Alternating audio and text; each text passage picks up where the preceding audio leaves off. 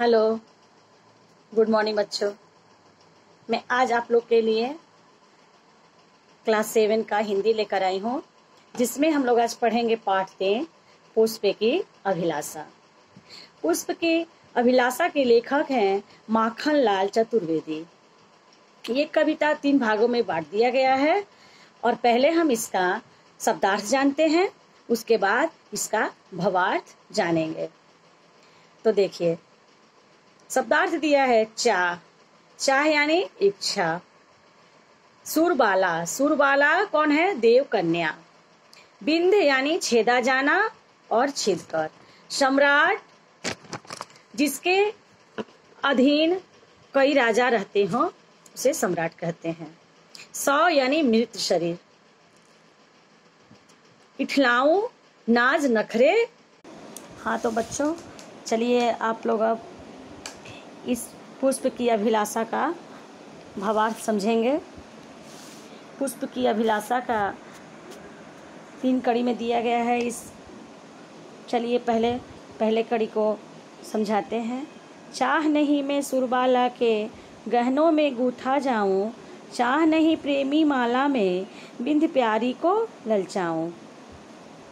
तो ये जो पंक्ति है, पुष्प अपनी अभिलाषा प्रकट हुए कहते हैं कि वह न तो देव कन्या के गहनों में गूथा जाना चाहता है और न ही प्रेमी द्वारा लाई गई माला में पहनकर अपने प्रियतम को ललचाना चाहता है।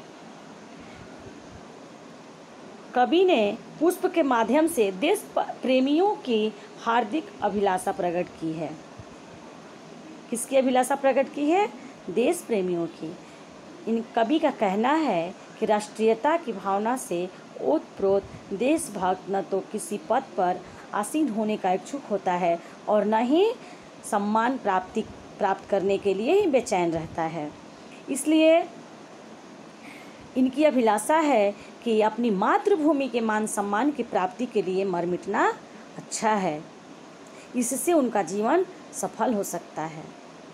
इसी प्रकार पुष्प के रोमांच का अनुभव नहीं करना चाहता है। वह देव कन्या के गहनों के रूप में सजकर या प्रेमिका के गले का हार बनकर नहीं रहना चाहता है। चलिए दूसरा कड़ी है।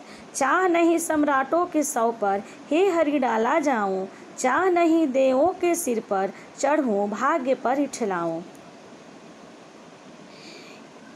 इसमें माखनलाल चतुर्वेदी कहते हैं कि देशभक्तों के निस्वार्थ देश प्रेम की भावना पर इस लाइन में इस पर प्रकाश डाला गया है। तात्पर्य यह है कि जिस प्रकार पुष्प सम्राटों के सौ पर या देवताओं के ऊपर चढ़ाए जाने का अभिलाषी नहीं है, उसी प्रकार देशभक्त किसी पद तथा प्रतिष्ठा का अभिलाषी नहीं है। उसकी इच्छा है कि वह तो मातृभूमि की स्वतंत्रता के लिए सारे सुखों को त्याग कर स्वतंत्रता संग्राम का अलख जगाना चाहता है। वो अपने देशभक्त के लिए कुछ करना चाहता है। तीसरा है, मुझे तोड़ लेना बनमाले, उस पथ पर देना तुम फेंक, जिस पथ पर जाएं वीर अनेक।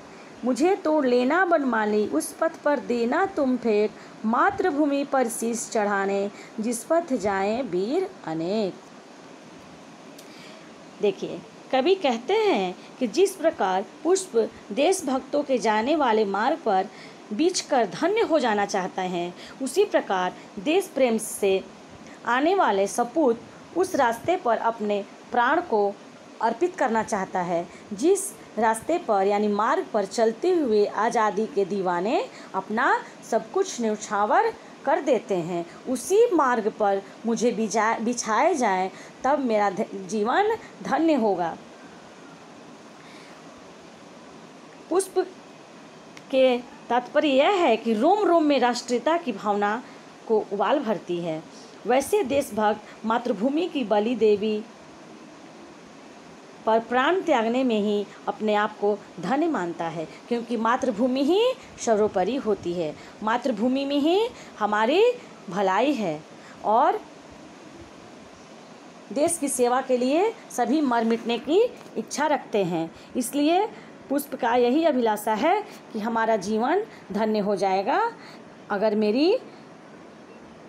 मुझे वीर पुरुषों के मार्ग में बिछाया जाए तो मैं धन्य हो जाऊंगा।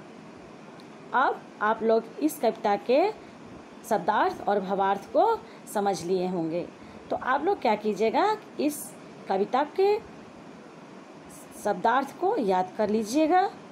तब तक के लिए धन्यवाद।